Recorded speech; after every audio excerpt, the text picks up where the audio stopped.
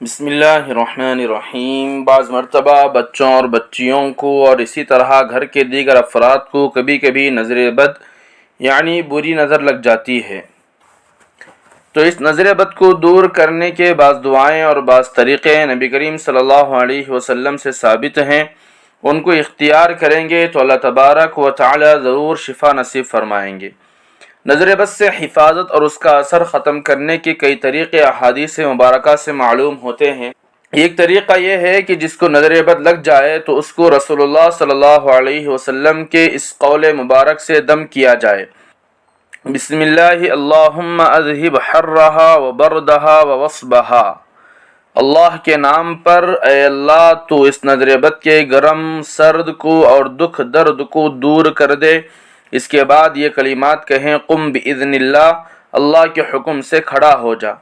اور دوسرا طریقہ یہ بیان کیا گیا کہ سورہ فاتحہ، آیت الکرسی اور معوذتین یعنی سورہ فلق اور سورہ ناس پڑھیں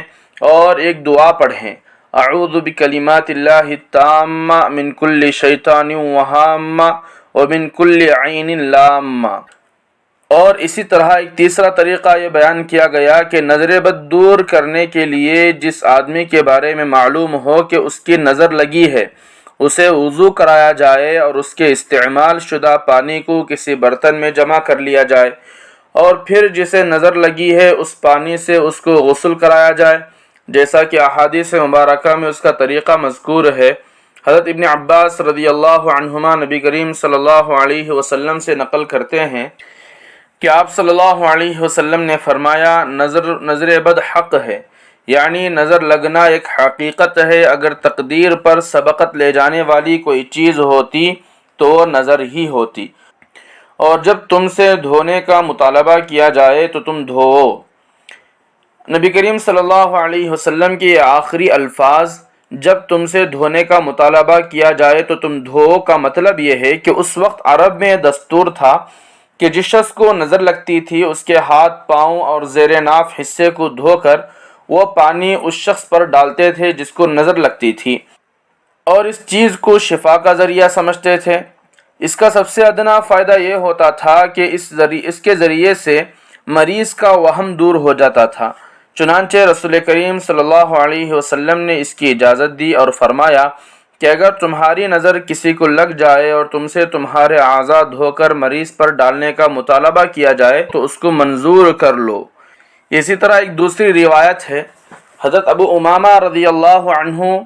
بیان کرتے ہیں، کہتے ہیں کہ ایک دن عامر بن ربیعہ رضی اللہ تعالی عنہ نے میرے والد سہل بن حنیف رضی اللہ تعالی عنہ کو نہاتے ہوئے دیکھا، یعنی سطر چھپائے ہوئے وہ نہا رہے تھے، تو کہنے لگے کہ اللہ کی قسم، سہل کے جسم اور ان کے رنگ و روپ کا کیا کہنے، میں نے تو آج کے دن کی طرح کوئی خوبصورت بدن کبھی نہیں دیکھا، اور پردہ نشین کی بھی کھال سہل کی کھال جیسی نازک و خوش رنگ نہیں دیکھی۔ ابو امامہ رضی اللہ تعالیٰ عنہ کہتے ہیں کہ عامر کا یہ کہنا تھا کہ ایسے محسوس ہوا جیسے سہل کو گرا دیا گیا، یعنی ان کو عامر کی ایسی نظر لگی کہ وہ فوراً غش کھا کر گر پڑے، یعنی بے ہوش ہو گئے۔ چنانچہ ان کو اٹھا کر رسول کریم صلی اللہ علیہ وسلم کی خدمت میں لایا گیا اور عرض کیا گیا کہ یا رسول اللہ صلی اللہ علیہ وسلم، آپ سہل کے علاج کے لیے کیا تجویز کرتے ہیں؟ اللہ کی قسم یہ تو اپنا سر بھی اٹھانے کی قدرت نہیں رکھتے۔ حضرت صلی اللہ علیہ وسلم نے سہل کی حالت دیکھ کر فرمایا کہ کیا کسی شخص کے بارے میں تمہارا خیال ہے کہ اس نے ان کو نظر لگائی ہے؟ لوگوں نے عرض کیا کہ جی ہاں، عامر بن ربیعہ رضی اللہ تعالی عنہ کے بارے میں ہمارا گمان ہے کہ انہوں نے نظر لگائی ہے۔ راوی کہتے ہیں کہ رسول کریم صلی اللہ علیہ وسلم نے یہ سن کر عامر کو بلایا اور ان کو سخت سست کہا اور فرمایا کہ تم میں سے کوئی اپنے بھائی کو کیوں مار ڈالنے کے در پہ ہوتا ہے؟ تم نے سہل کو برکت کی دعا کیوں نہیں دی؟